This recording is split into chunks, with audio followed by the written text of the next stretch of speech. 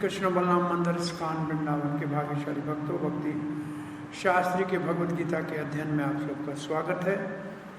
हम 16वें अध्याय भगवद गीता दैव असुरी संपद योग के थोड़ा आवाज है इनको दूसरे विभाग में असुरी जो स्वभाव है उसके अंतर्गत आज 9वें श्लोक से आगे पढ़ेंगे। एतां दृष्टिम् अवैष्टभया नष्टात्मानो अल्पबुद्धयः प्रभवन्त्य उग्रकर्माणः क्षयाय जगतो अहिताः। एतान जो शब्द है इसका मतलब जो 8वें श्लोक में कहा गया है। 8वें श्लोक में क्या कहा गया है? वो कहते हैं जगत का कोई और आधार नहीं है, बस काम ही आधार है। ये उनका सिद्धांत है, कोई भगवान नहीं है, बस स्त्री पुरुषों का मिलन हो गया, दुनिया बन गई, ऐसे दुनिया चलती है। ऐसे जो विचार वाले हैं, ऐसी जो दृष्टि रखते हैं, एताम दृष्टि अविष्ट भय का मतलब ऐसे विचारधाराओं वाली दृष्टि रखने वाले नष्ट आत्मा, इसका मतलब उनका तो आत्मा ही नाश है। आत्मा का नाश है का मतलब उनके पास कोई आध्यात्मिक ज्ञान है ही नहीं, और अल्प बुद्धि है, और बुद्धि भी बहुत उनकी छोटी है, कम बुद्धि वाले हैं। प्रभवंत्य उग्र कर्माण, प्रभवंत्य जैसे प्रभव कहते हैं कोई चीज को तैयार करना, तो उग्र कर्मों का नया नया आविष्कार करते रहते हैं। प्रभवंत्य उग्र कर्माण,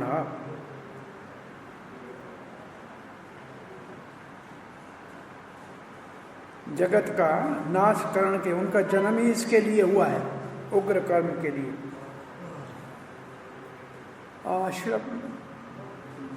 एक इसका दूसरा भाव है कि वो लोगों को आध्यात्मिक रास्ते से भटका देते हैं।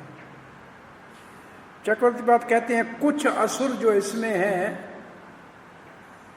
वो नष्ट आत्मा है, और कुछ असुर जो है अल्प बुद्धि है, और कुछ जो है बहुत हिंसक है।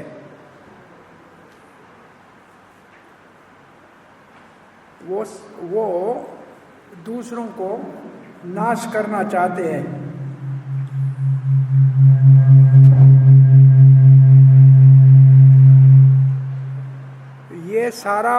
ये सारा समाचार 11 श्लोकों तक चलेगा। ये इनका वर्णन 11 श्लोकों तक चलेगा। अविष्ट भय का मतलब ऐसे विचारधारा वाले।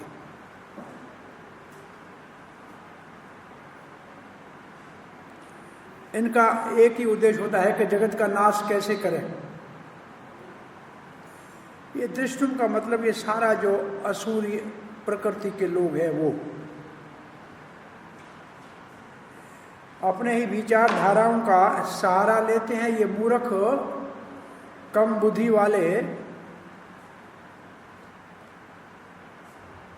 शरीर और आत्मा में भी इनको कोई भेद का पता नहीं लगता है। नष्ट आत्मा न का मतलब शरीर और आत्मा के भेद का इनको पता नहीं है, और सदा ही हिंसा के कार्य में लगे रहते हैं, उग्र कर्म करते हैं, संसार के शत्रु हैं, जगत अहित करना चाहते हैं। क्या करेंगे जगत का अहित? आध्यात्मिक पाथ से रास्ते से पथ भ्रष्ट कर देंगे। बलदेव विद्याभूषण कहते हैं आध्यात्मिक मार्ग से हटाने वाला काम करते हैं। प्रभुपाद जी लिखते हैं, असुरों के उन कार्यों का वर्णन किया जा रहा है जो विश्व का विनाश करेंगे, और फिर भगवान उनको कहते हैं ये कम बुद्धि वाले हैं। अच्छा, इससे पहले भी कहीं कम बुद्धि वाले किसी को कहा है क्या भगवान ने? ये भी अल्प बुद्धि है, वो भी अल्प बुद्धि है। वो कौन से अल्प बुद्धि है? देवताओं के पूजा वाले। और ये भी किसी न किसी की देवता की पूजा करते हैं, चाहे वो अपना नया देवता बनाया हो, वो अपना देवता बना के भी उसकी पूजा करते ही हैं। अल्प बुद्धि इसलिए। तो अल्प बुद्धि शब्द हमारे को भागवत गीता में 2 जगह मिलता है, एक असुरों के लिए और एक देवताओं के पूजा करने वाले। ये भौतिकवादियों को भगवान के जो सिद्धांत है उसको तो वो जानते ही नहीं।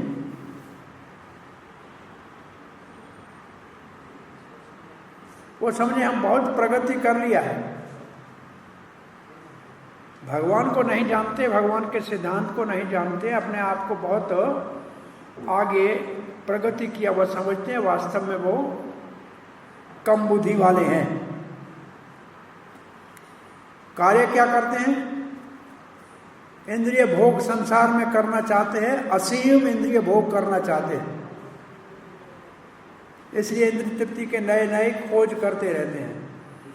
अब अल्प बुद्धि इसको भी कहा है, और देवता के उपासक को क्या है? तो दोनों में मुख्य बात क्या है? एक ऐसी क्या बात जो दोनों में समान है, इसलिए उनको अबुद्धिया कहा गया है? इंद्रिय भोग। देवता की पूजा करके भी इंद्रिय भोग मानते हैं और ये भी इंद्रिय भोग मांग रहे हैं। तो दोनों को अल्प बुद्धि इसलिए कहा गया है कि उनका मुख्य उद्देश्य इंद्रियों का भोग है। तो अब ये नेम एक समझ लियो, जो केवल इंद्रियों के भोग के लिए जीता है वो कम बुद्धि वाला है। चाहे वो पढ़ा लिखा हो, चाहे कोई बड़ा व्यक्ति हो, लेकिन शास्त्र की भाषा में वो कम बुद्धि वाला है, जिसने इंद्रियों के भोग को ही सब कुछ मान लिया।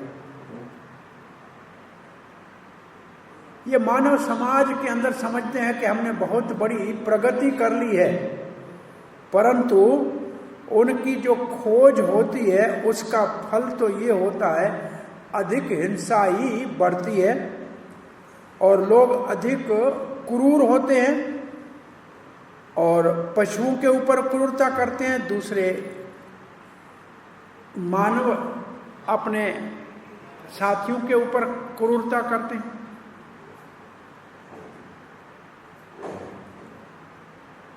उनको यहाँ तक ये भी पता नहीं होता है कि एक दूसरे के साथ व्यवहार कैसे करना चाहिए।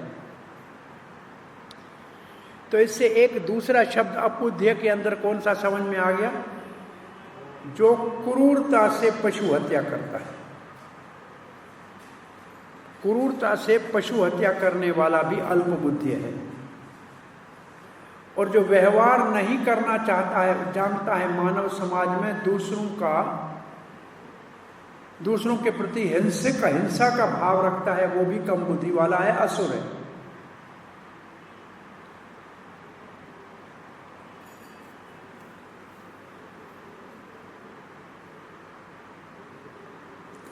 इनको जगत का अहित करने वाला क्यों माना गया है? संसार को समाप्त करने वाला क्यों माना?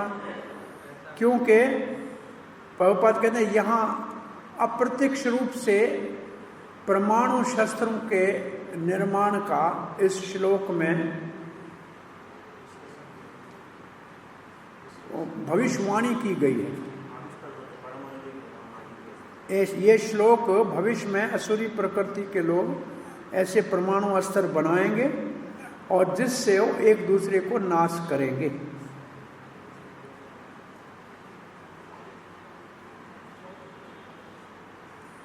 क्योंकि ईश्वरहीनता होगी, भगवत भावहीनता होगी, इसलिए मानव समाज में ऐसे सारे शस्त्र शांति समृद्धि संसार की को समाप्त कर देंगे।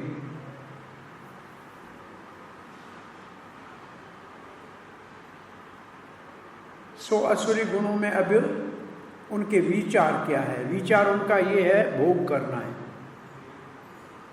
और भोग करना है और दूसरे को भोग करने नहीं देना है, तो उसको मारना है तब हम भोग करेंगे।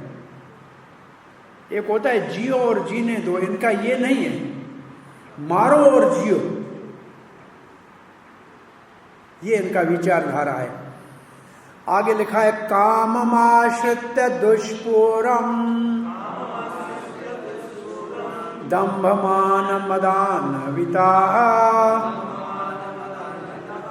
मोहाद गृहीत्वा सदग्रहान प्रवर्तन्ते अशुचिव्रता। पहली लाइन क्या लिखा है? दुष्पूरम, मतलब जो कभी पूरा नहीं होगा। काम आश्रित, ऐसी इच्छाओं को पाला है जो कभी पूरी होने वाली नहीं है। कभी न पूरी होने वाली कामनाओं का शरण लेके बैठे, इसका मतलब उनकी इच्छा कभी पूरी होने वाली है ही नहीं। क्या लिखा है? कभी न पूरे होने वाली इच्छाओं का आश्रय लिया हुआ है। दुष्पूरम कामम, आश्रित का मतलब आश्रय लेना, कामम का मतलब इच्छा है, दुष्पूरम का मतलब कभी नहीं पूर्ण होने वाली। और 3 शब्द फिर हैं। एक तो दंभ करते हैं, हमने दंभ का पहले अर्थ एक पढ़ा था तीसरे श्लोक में, याद है किसी को? जो है जो नहीं है उसको लेके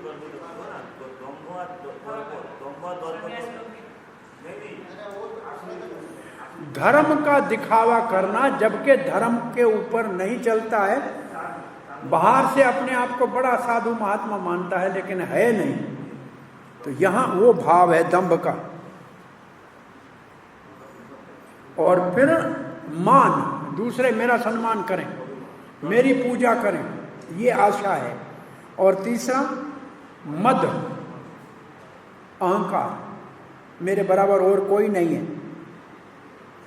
तो ये 3 शब्द हैं। ये राजसिक भाव है प्राय। मोहाद ग्रहित, मोहाद ग्रहित का मतलब असद ग्रह प्रवंते मोहाद, मोह के कारण असद ग्रहात प्रवर्तन्ते। असद ग्रहात का मतलब जो सत्य नहीं है उसको ग्रहण करते हैं, जो झूठ को ग्रहण करते हैं, झूठ को ही पकड़ के बैठे हैं। एक असत ग्रह, ग्रह का अर्थ क्या है वैसे? मगरमच्छ। तो वो मगरमच्छ की तरह सदा ही दूसरों का हिंसक ही बने रहते हैं, असत को ही पकड़े बैठे होते, मोह में होते हैं।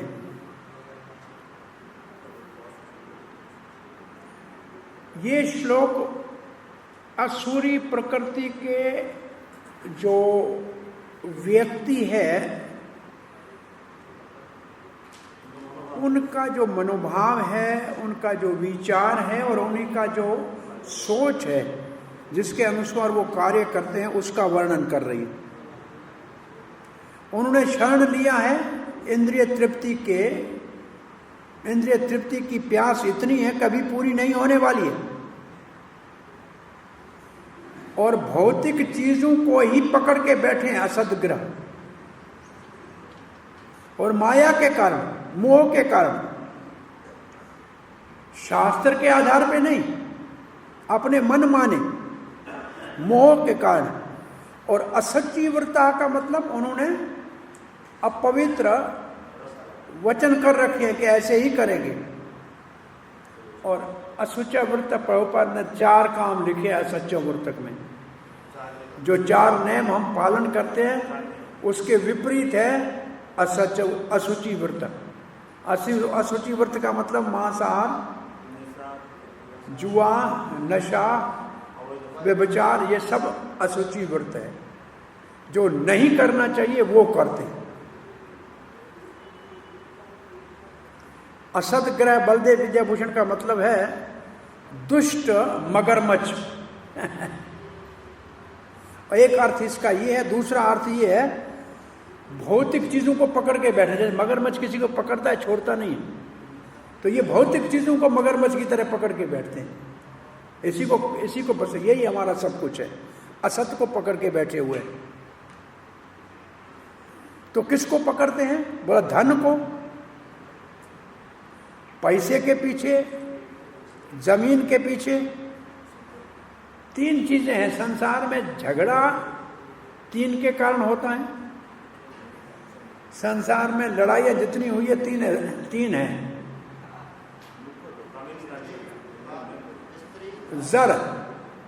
जर का मतलब धन, जन स्त्री, और जमीन धरती। जर जन जमीन, ये है पर्शियन भाषा में जर जन जमीन। हाँ, जर जन जमीन। और इसको अपनी भाषा में क्या कहेंगे? धन, स्त्री और धरती। धन, धरती और स्त्री। धन, धरती और स्त्री, इसी को अपना मान के सब हमारा है। धन सारा हमारा, धरती सारी हमारी, स्त्रियां सारी हमारी, ये इनका भाव होता है। इनको आसक्त इसमें होते हैं और अपने कुछ देवता बना लेते हैं, अपने मंत्र बना लेते हैं, अपनी पूजा बना लेते हैं। और जो वास्तविक शास्त्रों का नियम है उसके उल्लंघन लोगों को आप दूसरे रास्ते पे ले जाते हैं। ये है ऐसे मगरमच्छ जो बड़े दुष्ट हैं।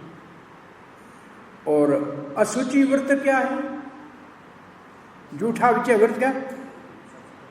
बोला दिखावे के लिए धार्मिक कार्य करते हैं, परंतु मांसाहार आदि और मदिरापान आदि सब करते हैं।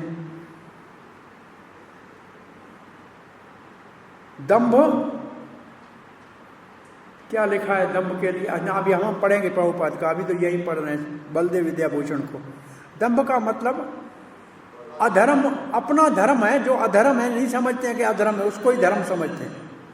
और मान का मतलब मेरी पूजा करो, मैं ही पूजा के लायक हूं, जबकि वो ना का बेकार होता। और मद का मतलब सबसे मैं महान हूं, जबकि वो सबसे नीच होता है। श्री प्रभुपाद लिखते हैं ये है असुरी मानसिकता। ये श्लोक असुरी मानसिकता का वर्णन करता है।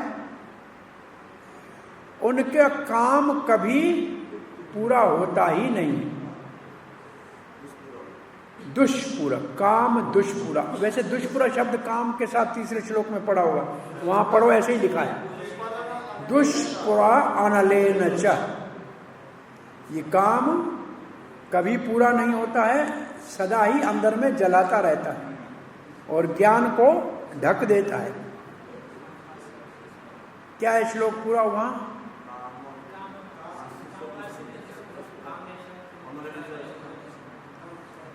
कामेश क्रोधे से जो गुण समुद्रो महाशनो महापापमा विद्या वैरिणा। फिर दुष्पुणा अनुलने च अनल। 36, 37, 38, 39 होना चाहिए।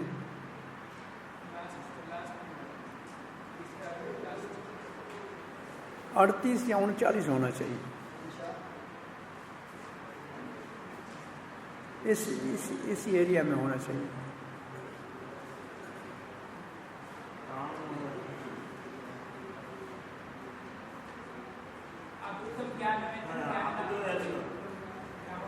क्या लिखा है?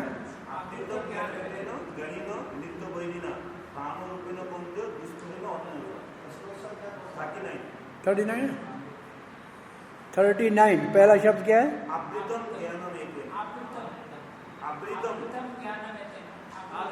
आवृतम ज्ञानम एतेन ज्ञानिना नित्य वैरिणा। आवृत ज्ञानम, ज्ञान को ढक लेता है। आवृत ज्ञानम ज्ञानी न नित्य वेरी ना, ये ज्ञानी का नित्य वेरी है। दुष्प्राण ले न च, ये जो काम है ये अग्नि है जो कभी भी बुझने वाली नहीं है, सदा चलने वाली है। अलने च,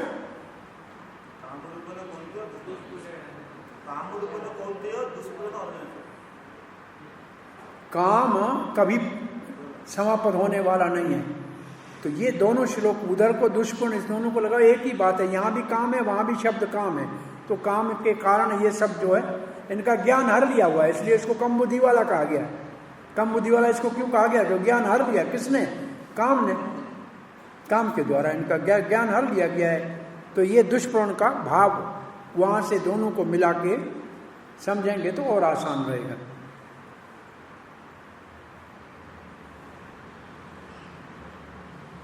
तो भोग की इच्छाएं बढ़ाते रहते हैं, कभी पूरी होने वाली नहीं है,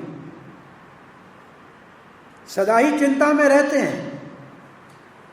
क्यों रहते हैं सदा चिंता में, जरा बोलिए। ये सब भौतिकवादी, इनके भोग तो पूरे होते नहीं है परंतु रहते सदा चिंता में। क्यों? पढ़िए किताब आप लिखा है आप में, वो सदा चिंता में रहते हैं क्योंकि असत्य ग्रहण। क्या लिखा है? चिंता का कारण है असत्य ग्रहण। उन्होंने सदा न रहने वाली चीजों को पकड़ के रखा है, जो चीजें सदा रहेंगी नहीं उनको पकड़ के रखा है, इसलिए सदा चिंता में रहते हैं। परंतु उन्हीं काम में लगे, उसी काम में लगे रहते हैं। चिंता है, परेशानी है, दुख है, परंतु उसी काम में लगे रहेंगे, वो काम छोड़ेंगे नहीं। क्यों? इसका कारण क्या है? पढ़ो असद हो गया। दूसरा आगे पढ़ो, के किताब में पढ़ो दोनों बातों को। मोहवश। देखो श्लोक के दोनों शब्दों को प्रभुपाद ने कितना बहुत अच्छी तरह से समझाया है कि काम को बढ़ाओगे तो चिंता बढ़ेगी।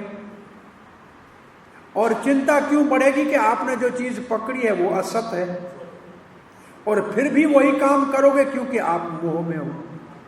और मोह का अर्थ है कि आपका ज्ञान इस काम रूपी शत्रु ने ढक दिया है और आप पूर्ण रूप से अज्ञान में हो। ये सब इसको ऐसे लाइन में लगाओगे तो कैसे एक के बाद एक कैसे होता है। भोग की इच्छाएं बढ़ाओगे तो चिंताएं बढ़ेंगी। क्यों बढ़ेंगी? क्योंकि भोग की सामग्री सारी असत है, और फिर भी भोग को ही आगे बढ़ाओगे तो इसका अर्थ है मोह है। और मोह क्यों है? क्योंकि ज्ञान को काम ने ढक दिया है और अज्ञान। तो अब ये दोनों बातें स्पष्ट हो गई।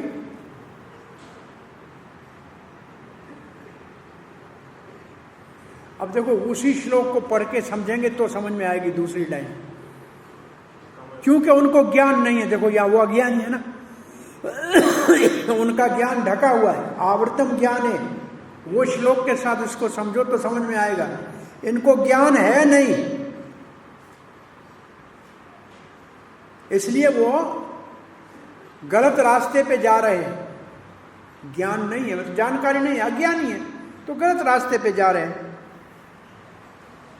अस्थायी चीजों को ही स्वीकार कर लिया है। ऐसे असुरी व्यक्ति ऐसी अस्थायी चीजों को संभाल के रखने के लिए अपने ही कुछ भगवान बना लेते हैं, कुछ अपने मंत्र बना लेते हैं और अपना ही पूजा की पद्धति भी बना लेते हैं। और दो को चीजों में आसक्त रहते हैं। क्या लिखा है? दो चीजों में आसक्त रहते हैं। हाँ, एक काम और एक धन। धन और संपत्ति और धन, भोग और संपत्ति में भोग ऐश्वर्य, भोग ऐश्वर्य दो, ये दोनों शब्द भोग और ऐश्वर्य हैं कि नहीं है? जो पहला है काम वो है भोग, और दूसरा है संपत्ति, वो क्या है? अब ये श्लोक पहले पढ़ के आए। भोग ऐश्वर्य प्रसक्ता नाम तयापहृत चेतसाम व्यवसायात्मा का बुद्धि समाधाओ न विद्यते। अब वो श्लोक आपका पढ़ा हुआ तो समझ में आएगा। अगर भोग में और ऐश्वर्य में आसक्त हो गए तो क्या होगा? भोग ऐश्वर्य प्रसाद तया पहर्त चेतसा, इसका भी बुद्धि हर ली गई, चेतना चली गई। तो वो ये भाव यहाँ है। इसलिए भगवत गीता को भगवत गीता के अंदर से समझने का एक अभ्यास करना चाहिए, तो लगेगा कि हम भगवत गीता को समझ के पढ़ रहे हैं। ये शब्द वही है ना, ऐसे बिल्कुल ऐसा ही वहां है।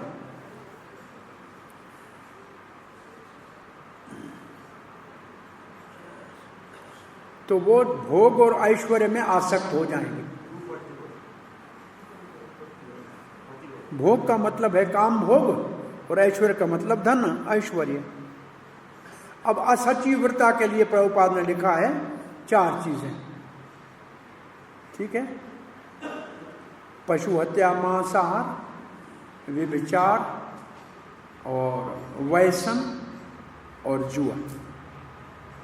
ये 4 चीजें असत्य असुचि व्रत है।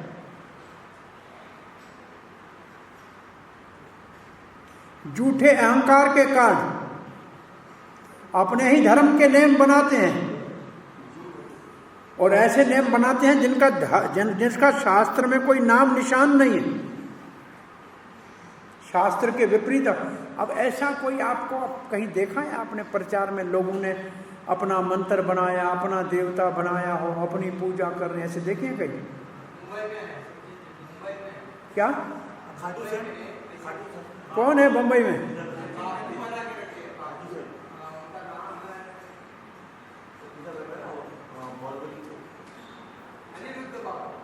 हाँ,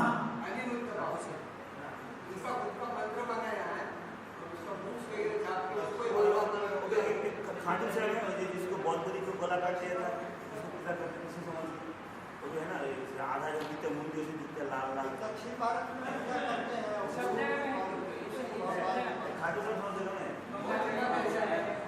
पूजा करते हैं, मंत्र पढ़ते हैं, आरती करते हैं, लेकिन शास्त्र का कोई नियम नहीं। एक प्रचलित, बहुत प्रचलित एक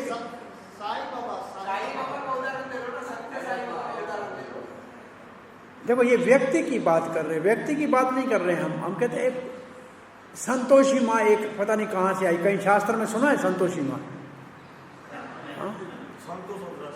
संतोषी माता का कितने लोग पूजा करते हैं, व्रत करते हैं, सुना है? उसका नाम निशान कहीं है नहीं।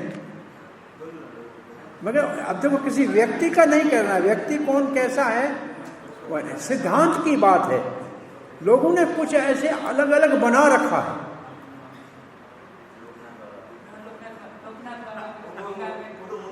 कहाँ है?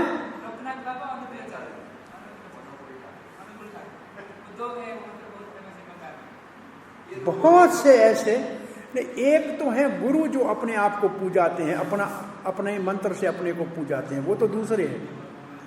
एक बिल्कुल असुरी प्रकृति के, इनकी अपनी पूजा की पद्धति है, मांस चढ़ाना है, शराब उधर ले जाना है, वही पूजा में आता है उनके।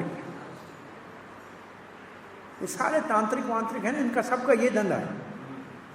तो ये सारे जो है असुरी कार्य करते हैं। संसार में ये बहुत ही घृणित हैं, परंतु कृत्रिम रूप से अपने मान का, झूठे मान का प्रदर्शन करते रहते हैं। वो नरक की ओर जा रहे हैं, परंतु समझ रहे हैं कि हम बहुत आगे प्रगति कर रहे हैं। ये सारे श्लोक जो है ना, अब जो आ रहे हैं आगे 4 श्लोक, वो ऐसे गुणों वाले सब नरक में जाएंगे। नरक आएगा आखिरी श्लोक में, परंतु ये सब उस रास्ते के यात्री हैं, ये नरक के यात्री। आगे पढ़ते हैं, चिंताम अपरमेयाम च प्रलयांताम उपाश्रिता काम उपभोग परमा एतावदिति निश्चिता।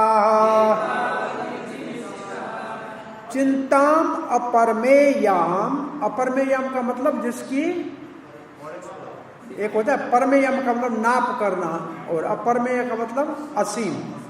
असीम चिंताओं से घिरे रहते हैं। बोला कब तक चिंताएं होती हैं? प्रलयांतम, मरने तक, मरते दम तक कभी न समाप्त होने वाली चिंताओं का आश्रय लिया है, उपाश्रिता आश्रय लिया है। कभी न समाप्त होने वाली विचारों और चिंताओं का आश्रय लिया है और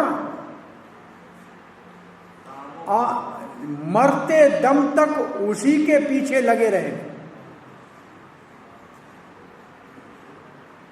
और ये निश्चय कर लिया है, काम उपभोग ही परम है। निश्चय क्या है उनका? इंद्रियों की तृप्ति ही सबसे उत्तम कार्य है और इसी को आजीवन करते रहेंगे, मरते दम तक करते रहेंगे बस। ये असुरी प्रकृति के लोगों का भाव है। प्रलयांतम का मतलब मरते दम तक। किसका शरण लेते हैं? ऐसे विचारों का शरण लेते हैं जो कभी पूरे होने वाले नहीं है। कि वो कहते हैं शास्त्रों का सार ये है, एतावानिति निश्चिता। शास्त्रों का सार उनकी भाषा में ये है, इंद्रिय तृप्ति करो, चिंता मत करो।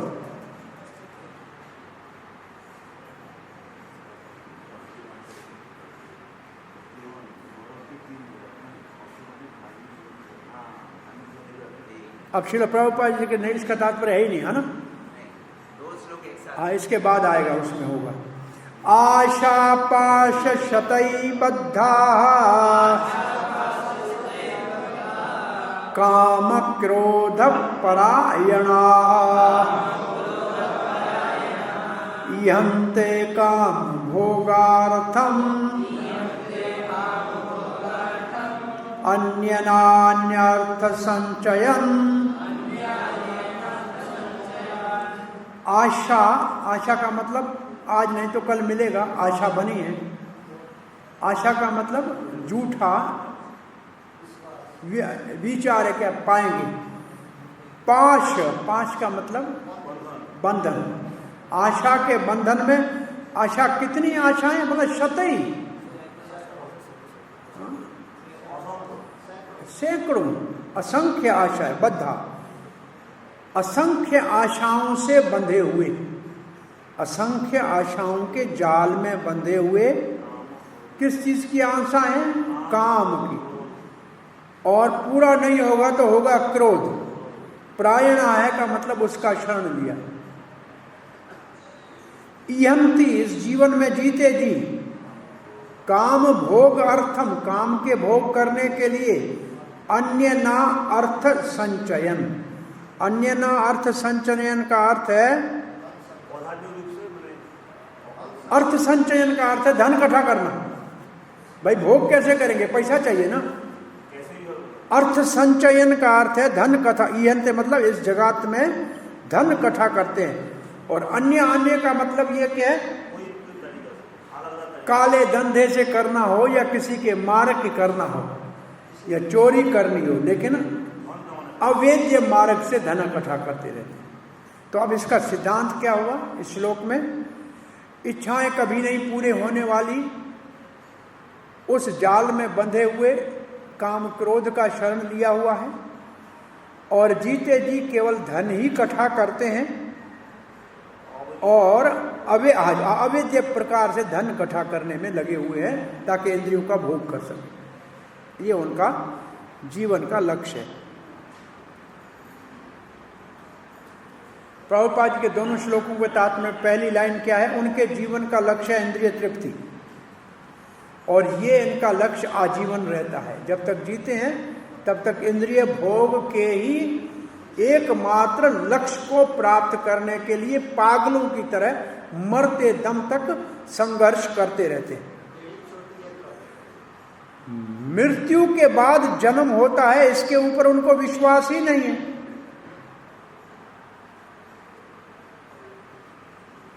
कर्म के कारण दूसरा जन्म मिलता है ये वो जानते ही नहीं है। जीवन का जो उनका योजना है वो कभी समाप्त नहीं होती है, और नई योजनाएं बनाते हैं और कभी समाप्त नहीं होती है। प्रभुपाद फिर अपना एक जीवन में उन्होंने जो कोई उदाहरण देखा उसका वर्णन कर रहे हैं कि हमने ऐसे एक मूर्ख असुरी प्रकृति वाले बड़े धनवान को देखा था, जो डॉक्टर को मरने के समय कह रहा था 4 साल मेरी आयु बढ़ा दो, मेरे अभी बहुत योजनाएं पूरी नहीं हुई है। ये मूर्ख नहीं जानता है 4 साल क्या 4 सेकंड भी समय से ज्यादा जी नहीं सकते। तो प्रभुपाद जी ऐसे ये कथा बीच में लिख रहे हैं।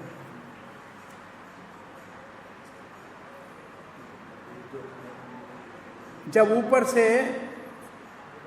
बुलावा आएगा तो कोई भी सहारा बन नहीं पाएगा, हमारी कोई इच्छा के लिए हम रुक नहीं सकते।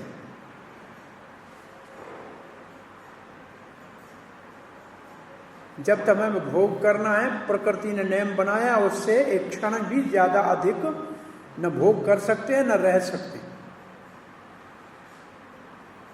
ये असुरों को भगवान के ऊपर तो विश्वास है नहीं, परमात्मा को तो मानते नहीं है कि हमारे हृदय में बैठा है, और सब प्रकार के पाप करते हैं। ये भी नहीं जानते हैं कि भगवान हमारे अंदर साक्षी है, वो सब जानता है। उनको इस बात का भी, उस बात के ऊपर विश्वास ही नहीं है कि भगवान हृदय में बैठा है और हमारे सारे पापों को जानता है।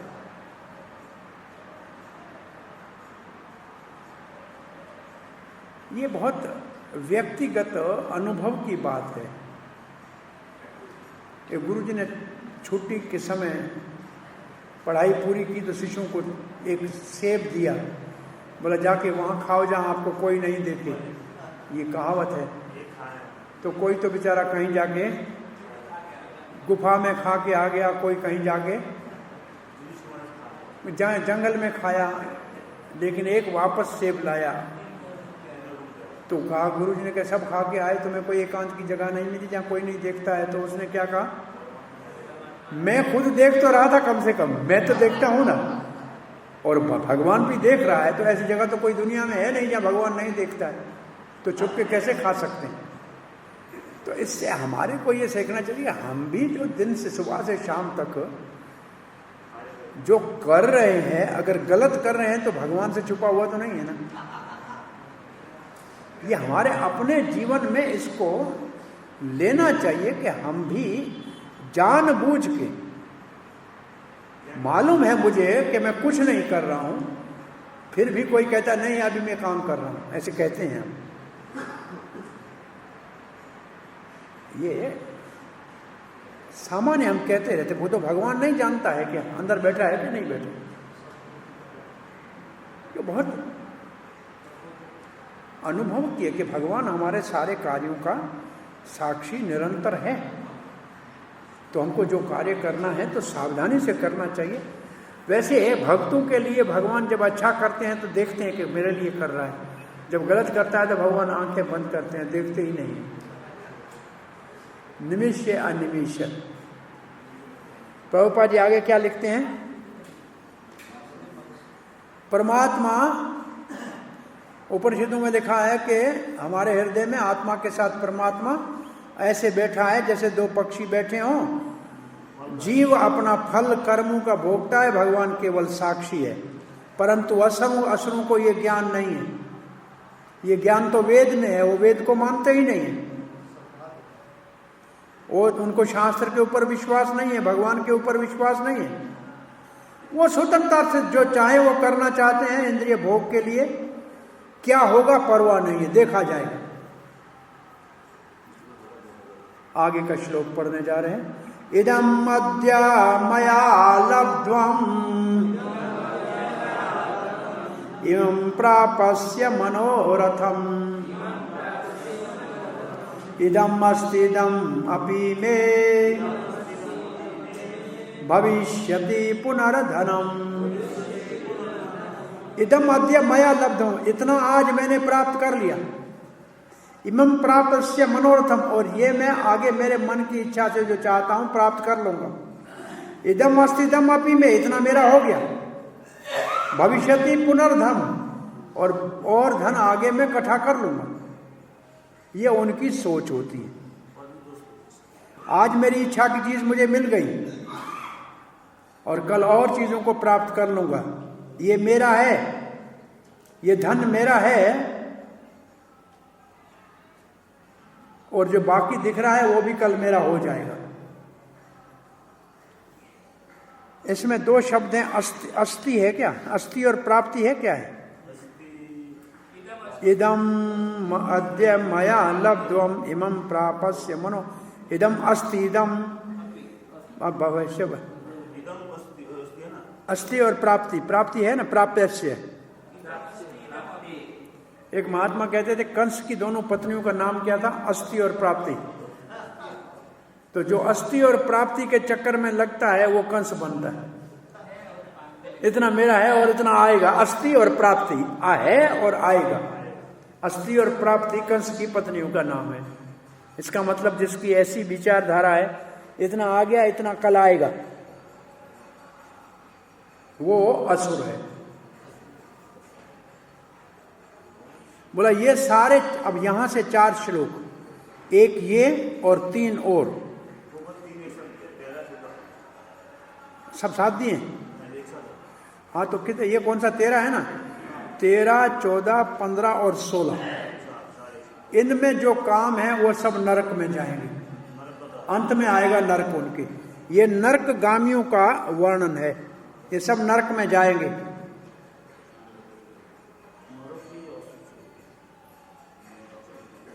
बोला वो आज मुझे क्या प्राप्त हुआ? बोला इतनी जमीन प्राप्त हो गई, आज इतना पशु हो गया, इतना धन मिल गया, ये सब मैंने अपने बुद्धि से प्राप्त किया है। और जो मैंने मन को अच्छा लगता है वो भी प्राप्त कर लूंगा मेरे अपने शक बल से। ये मेरे बल से मैंने धन इकट्ठा किया है और अब ये मेरा है, और अगले वर्ष और भी अधिक इकट्ठा कर लूंगा मैं अपने बल से। वो ये नहीं मानता है कि कर्मों के कारण ये मिलता है या भगवान की कृपा से मिलता है। धन दुनिया में जो भी किसी को मिलता है कर्मों का और भगवान की कृपा होगा, ये अपने बल से कसमता है मैंने लिया है। अगला श्लोक पढ़ रहे हैं, असौ मया हतः शत्रु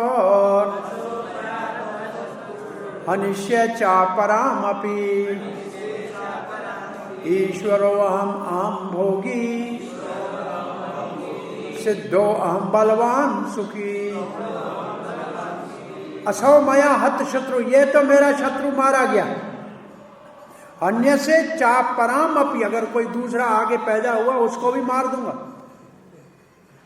ईश्वर अहम, मैं हूं ईश्वर, सब मेरे आदेश में है, जैसे मैं चाहूंगा वैसे होगा। अहम भोगी, सब चीजें मेरे भोग के लिए है। सिद्धो अहम, मैं सिद्ध हूं और बलवान हूं और सुखी हूं। अब ये सब जो शब्द है, ये शब्द इंसान के लिए नहीं है, भगवान के लिए है। भोक्ता भगवान है, ईश्वर भगवान है, सिद्ध भगवान है और बलवान और सुखी भी भगवान है, और ये उसकी जगह लेना चाह रहा है। हाँ मायावादी, मायावादी ईश्वर भी है, भोगी भी है।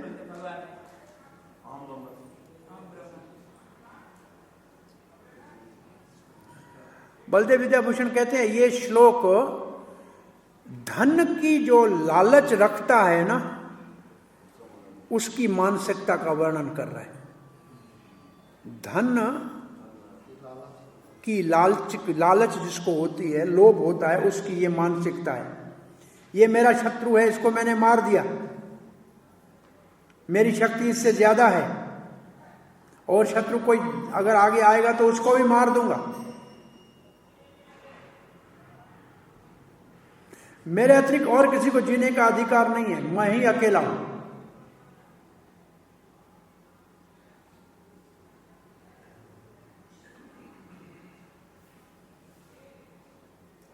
मैं सिद्ध हूं, मैं भोगी हूं। आगे का श्लोक पढ़ते हैं। आर्यो अभिजन्वान अस्मि क्वन्यो अस्ति सदर्शो मया यक्षै दास्यामि मोदिष्य इति अज्ञान विमोहिताः। आर्यो अभिजन्वान अस्मि का मतलब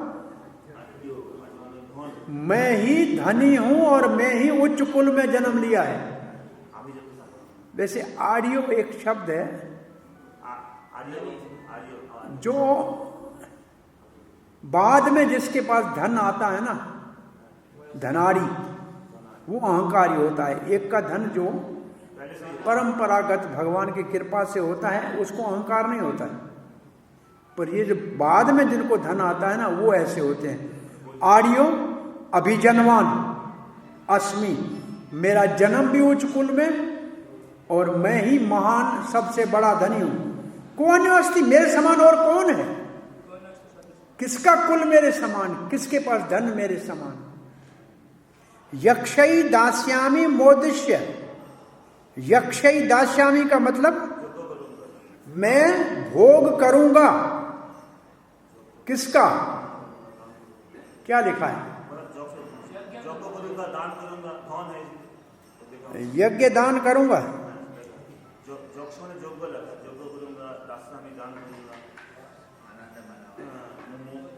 यक्षै दास्यामि,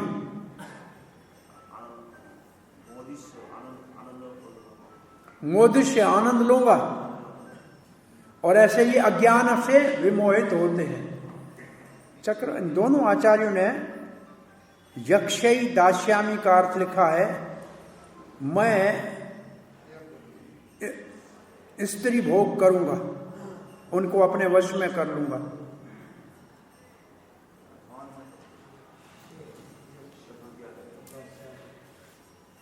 अरे आप अकेले थोड़ी इतने बड़े धनी हो, और भी बहुत से उच्च कुल वाले हैं, धनी है। बोलता नहीं,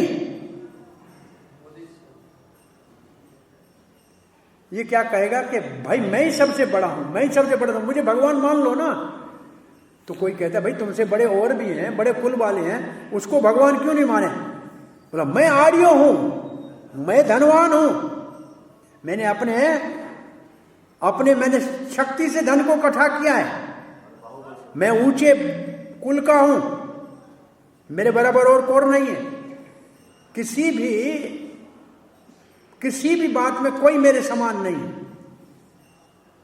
मैं ही अकेला अपने समान हूं, इसलिए मैं ही केवल भगवान हूं। मैं अपने बल से देवताओं की स्त्रियों का भोग करूंगा। यक्षै का मतलब यज्ञ करके करोगे क्या? अप्सराओं का भोग करूंगा। यक्षै का मतलब यज्ञ करके अप्सराओं का भोग कर रहे हैं और उनको दासियां बना लूंगा और मैं उनका भोग करूंगा। मोदिष्य, ये अज्ञानता के कारण ऐसे करता है और ये नरक में जाएगा।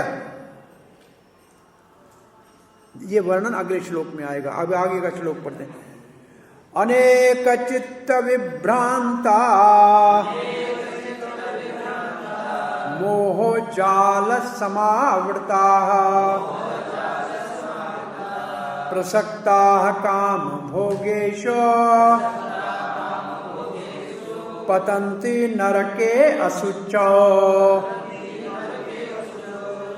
अनेक चित्त विभ्रांता मोहजाल समा। अनेक चित्त विभ्रांता का मतलब नाना प्रकार की विचारधाराओं से उसका चित्त भ्रमित है। अब इसको कहां मिलाओगे?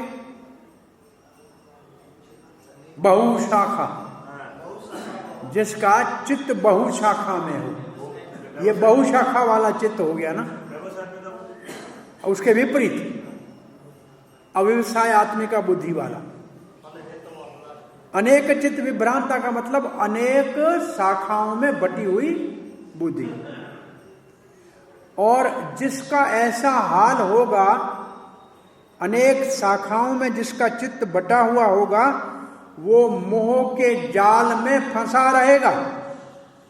मोह का जाल और समावृता का मतलब उसका शरण लिया हुआ है, उससे ढका हुआ है, आवृत, मोह के जाल में ढका हुआ है। प्रसक्ता प्रकृष्टेन रूपेण आसक्ता, पूरी रूप से आसक्त है, किसमें? काम और भोग में। पतंती, गिरेगा नरक में जो अपवित्र है। अब देखो यही शब्द दोबारा, काम भोग आया और नरक में जाएगा।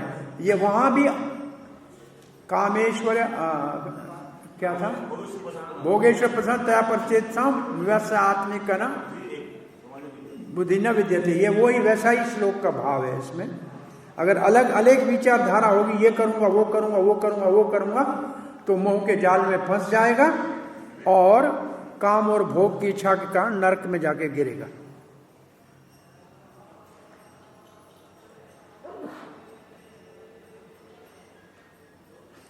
और जाल का मतलब जैसे मछली जाल में फंस जाती है,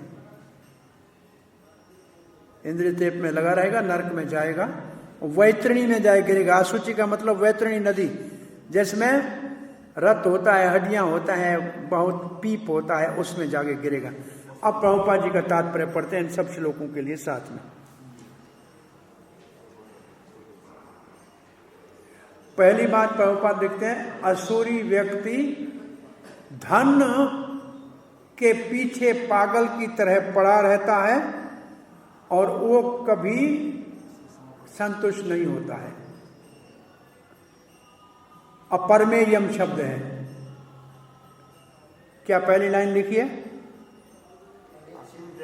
असुरी व्यक्ति ये नहीं जानता है कि धन की जो इसकी इच्छा है वो असीम है।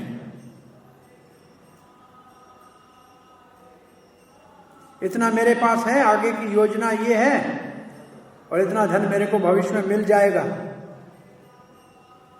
और इस धन को इकट्ठे करने के लिए वो कोई भी पाप करने को तैयार है, काले धंधा करने को तैयार है, अवैध कार्य करने को तैयार है, मारना हो तो मारेगा, चोरी करनी है तो चोरी करेगा, डाका डालना है तो डाका डालेगा।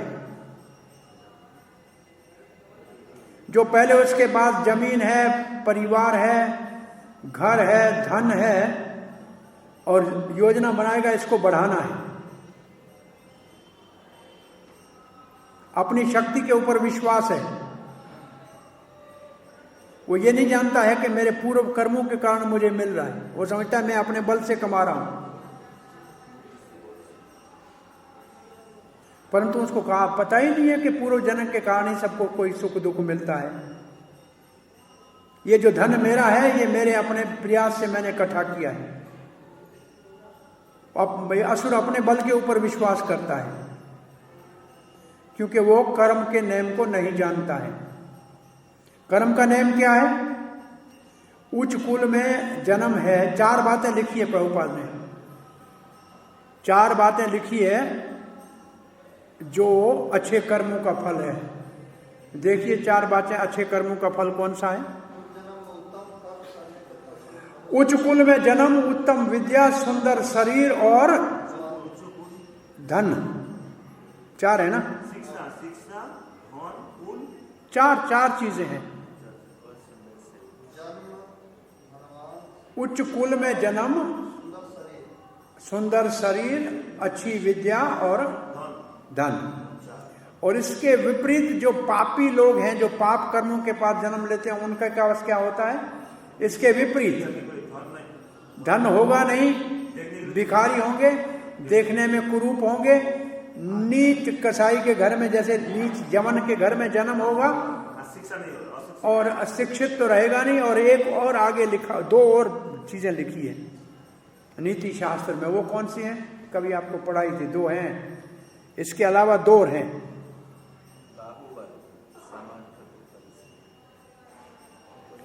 एक है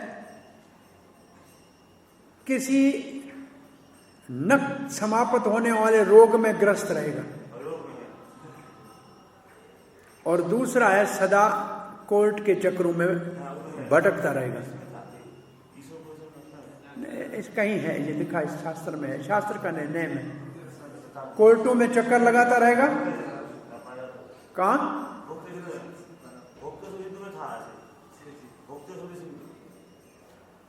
और एक जगह लिखा है उसमें, वहां जब पहले में क्लेश घनी में होगा। तो पहले से हमने सुना कि स्वर्ग से आए हुए लोग की पहचान क्या है, नरक से आए की पहचान क्या है। इसको कहते ये हैं, स्वर्ग से आने वाले में ये 4 गुण होगा, इसका मतलब पुण्य किया होगा तब, और जो नरक में आया उसमें वो होंगे।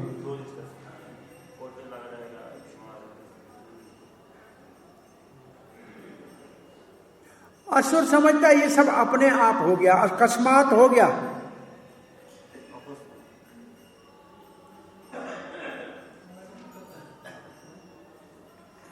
हमारे अपने योग्यता से हमने ये प्राप्त किया है।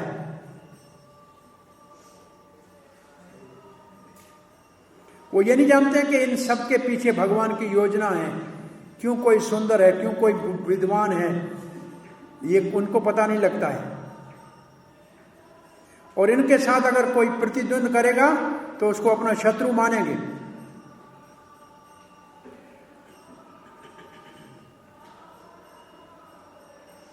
ऐसे बहुत असुरी प्रकृति के व्यक्ति है जो एक दूसरे के शत्रु है, और ये शत्रुता बढ़ते बढ़ते व्यक्ति से परिवार, परिवार से समाज, और समाज से देशों के बीच में हो जाती है। एक देश दूसरे देश का शत्रु हो जाता है। ये पूरे संसार के अंदर, पूरे विश्व के अंदर ये शत्रुता का वातावरण बना हुआ है। और असुर क्या कहेगा? दूसरे के बलिदान से मेरा निर्वाह होगा, दूसरा मरे लेकिन मैं जीऊं।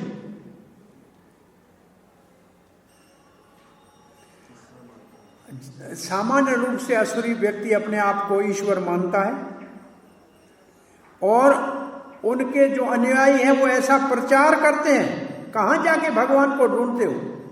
आप ही तो भगवान हो, जो चाहो वो करो, कोई जरूरत नहीं है भगवान को मानने की। फेंको भगवान को दूर, मर गया भगवान, ये उनका प्रचार है। ये कम से कम मायावादी नहीं, ये साम्यवादियों का तो प्रचार है ही ना। ये जो भी कम्युनिस्ट है, साम्यवादी ऐसे ही तो कहते हैं। वो बड़ा सा हमारा चीन बहुत पड़ोसी देश है, उसका यही तो विचार है, कोई भगवान नहीं है, हमारी अपनी शक्ति से सब कुछ करेंगे। छोड़ो भगवान को, कहाँ गया भगवान, किसका भगवान? चाइना, रशिया, सब ये सारे साम्यवाद। ये है असुरी प्रचार। दूसरे लोगों को देखते हैं इसके पास धन है, इसका बड़ा प्रभाव है, परंतु फिर भी कहेगा नहीं, मेरे बराबर और कोई नहीं है।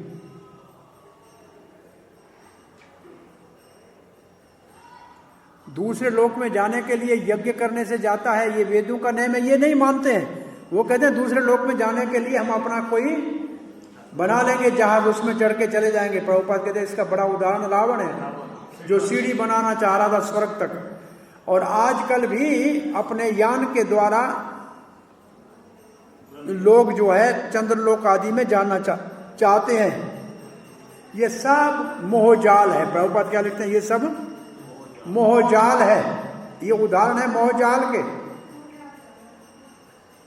और इसके कारण ये नरक की ओर सब धकेले जाएंगे। मोहजाल, ये मोहजाल प्रभुपाद कहते हैं बहुत महत्वपूर्ण है। जाल का मतलब तो है जाल, जिसमें मछली फंस जाती है, कभी नहीं निकल सकती। अब हम पढ़ने जा रहे हैं 17वां श्लोक। आत्म संभाविता स्तबधा धनमान मदान विता यजन्ते नाम यज्ञैस्ते दम्भेना विधि पूर्वकम्।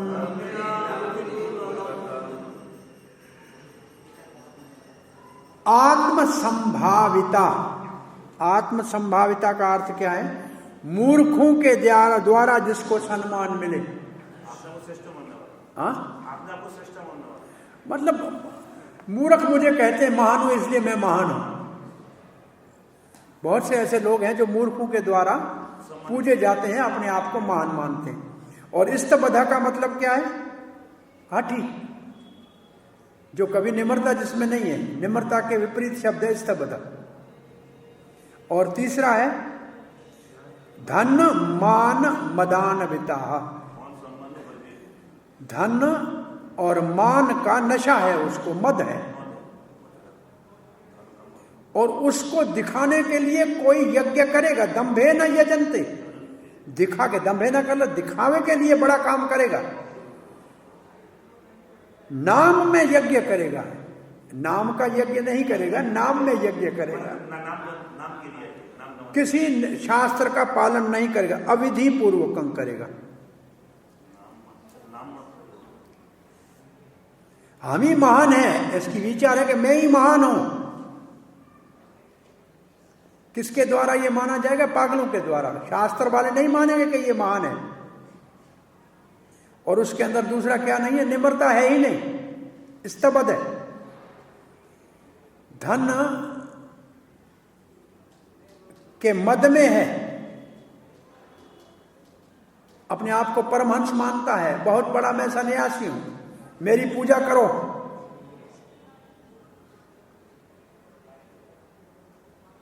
और ऐसे देवताओं की पूजा करते हैं जिनको खुद बनाते हैं अपने, और अपना वही बातें लिखी है।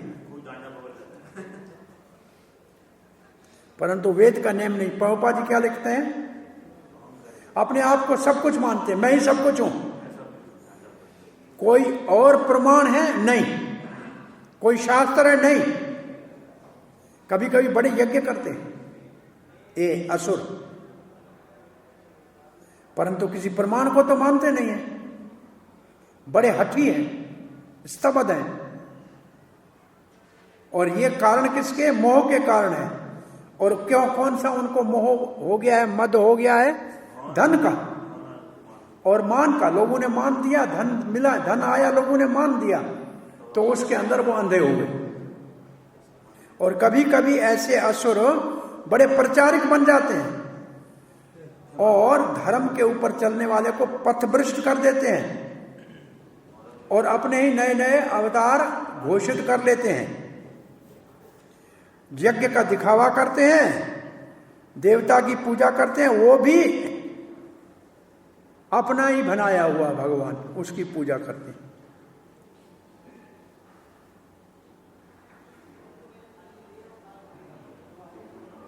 अपने आप को भगवान मनाते हैं, सामान्य लोग उसकी पूजा करते हैं। अपने आप को समझते हैं कि हम बड़े धार्मिक हैं, बड़े ज्ञानी हैं, आध्यात्मिक हैं, और गेड़ू कपड़े पहन लेते हैं। परंतु सारे ही क्या लिखा है? गेड़ू कपड़े पहनने के बाद भी सारे ही सब दुष्ट कार्य करते रहते हैं।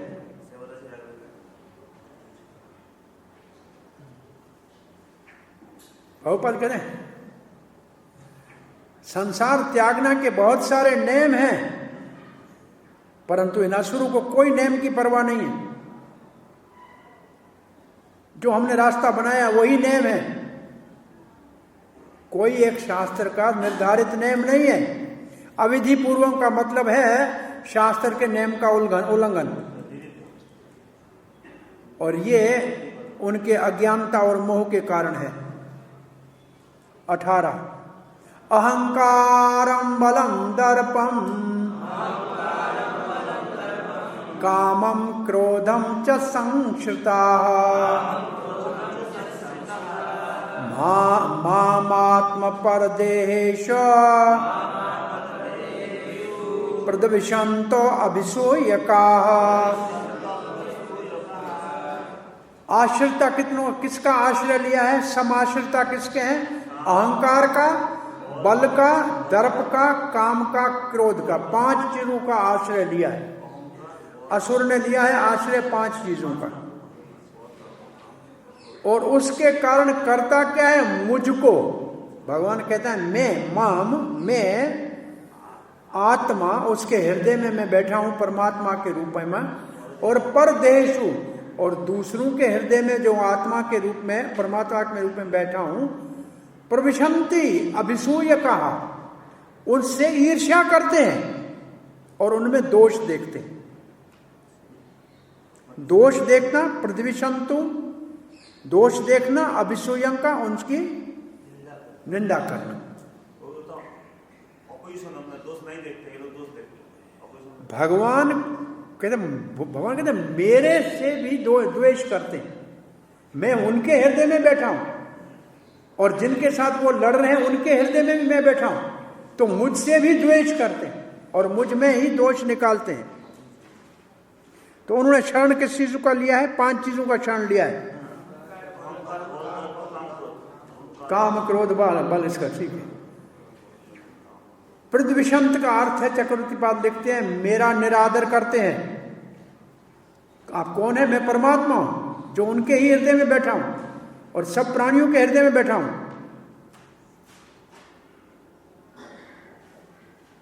दूसरा इसका अर्थ है, उन भक्तों की निंदा करते हैं जिन्होंने मेरा शरण लिया है। वो भक्त जिन्होंने मेरा शरण लिया है ना, उनकी भी निंदा करते हैं। वो मेरी निंदा करते हैं, मेरे भक्तों की निंदा करते हैं और भक्तों में दोष देखते हैं, मुझ में दोष देखते हैं। वो वेद का निरादर करते हैं और भगवान से भी ईर्ष्या करते हैं। कहते हैं वेद में क्या है? बहुत दोष है वेद में, और अपने तर्क वितर्क देते हैं।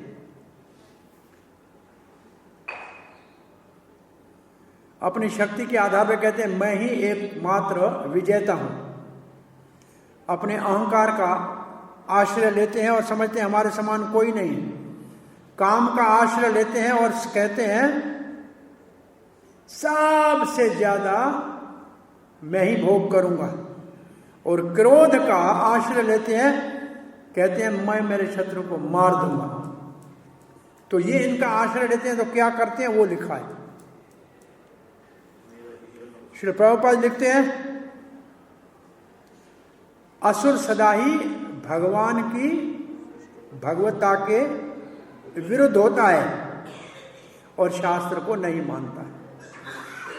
भगवान और शास्त्र के विरुद्ध एक बात, दोबारा वही बात की है, भगवान और शास्त्र का से ईर्ष्या करने वाला। और ये क्यों करता है? करता क्यों है? क्योंकि उसको धन का और बल का मद है। धन और बल के मद के कारण वो भगवान और शास्त्र से ईर्ष्या करता है और उनमें दोष निकालता है और उसको नहीं मानता है। वो ये नहीं जानता है कि ये जीवन दूसरे जीवन की तैयारी है। इसलिए वो अपने से भी अपने से ही द्वेष करता है। दूसरों से करता है, अपने से ही करता है, क्योंकि अपना भी भला नहीं चाहता है, जानता ही नहीं है। दूसरों के शरीर की हिंसा करता है।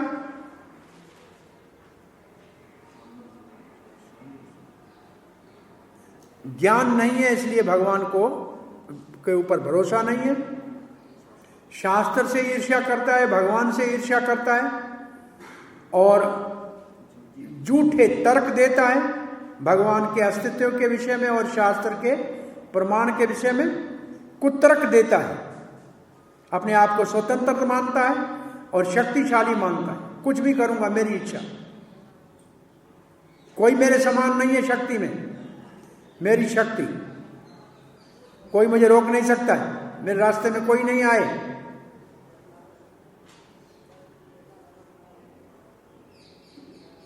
कोई शत्रु अगर उसके रास्ते को रोकेगा, इंद्र त्रिपुरी में बाधा डालेगा, तो मैं इसको मेरे रास्ते से हटा दूंगा मेरी शक्ति से। मेरे ख्याल में यहाँ 3 बजे प्रसाद आप खाने आएंगे, तो अब कल ये अध्याय पूरा हो जाएगा। 6 श्लोक हैं और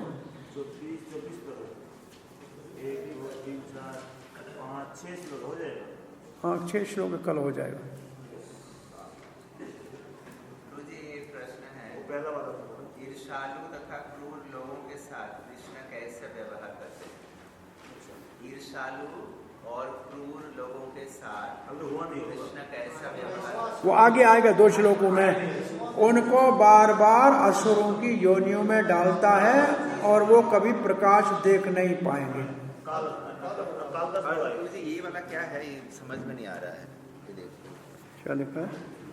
पता अध्याय 16 के शुरुआत में व्यक्ति के डैश डैश डैश इंग्लिश में क्या है प्रभु जी? इंग्लिश में लिखा है प्रवृत्तियों का वर्णन करने का क्या उद्देश्य है?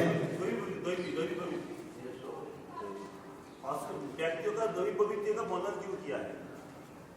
ये श्लोक 16 का पहले में भगवान द्वैत प्रवृत्ति का वर्णन क्यों किया है? मेरा कनेक्शन होगा समझो। ये तो ये मतलब देवी शब्द है, देवी प्रकृति का। दैवी प्रवृत्ति। देवी प्रकृति का भगवान ने वर्णन क्यों किया बताइए? दो फल होता है, द्वैत असुरी भगवान द्वैत का पहले देवी वाला देवी शब्द वाला मुक्त हो जाएगा, देवी में नहीं है वो तो मुक्त नहीं हो पाएगा, ये तो फल है। देवी का वर्णन इसलिए किया है कि हमें देवी प्रकृति को अर्जित करना चाहिए, असुरी प्रकृति से बचना चाहिए, क्योंकि उसका फल उसके 26 गुण है देवी प्रकृति के। उन गुणों को अर्जित करने के लिए भगवान प्रेरणा दे रहे हैं। और ये असल में जन्म से ये गुण आते हैं। अर्जुन को भगवान आश्वासन दे रहे हैं कि आप देवी प्रकृति में हो। तो देवी प्रकृति, पहले तो हमें पता लगना चाहिए कि देवी प्रकृति के गुण हैं क्या, तब हम समझेंगे कि इन गुणों वाले जो हैं सफल हैं, और जिनमें ये गुण नहीं है वो अपने जीवन में निष्सफल हो जाएंगे।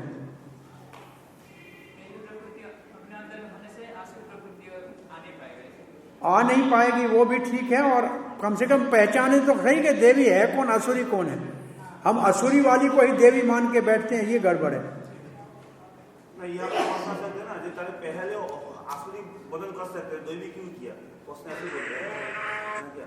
उसमें लिखा है अर्जुन को आश्वासन देने के लिए कि तुम देवी प्रकृति से उत्पन्न हुए हो, तुम्हारा युद्ध करना क्रोध के कारण नहीं है, हिंसा नहीं है, तुम देवी प्रकृति से उत्पन्न हुए हो। ये अर्जुन को आश्वासन मुख्य देना, मुख्य अर्जुन के आश्वासन के लिए, क्योंकि 2 श्लोक उसके लिए, 2 श्लोक जो 5 और 6 अर्जुन को ही भगवान ने आश्वासन दिया। लिखना क्या है आंसर में कैसे लिखना?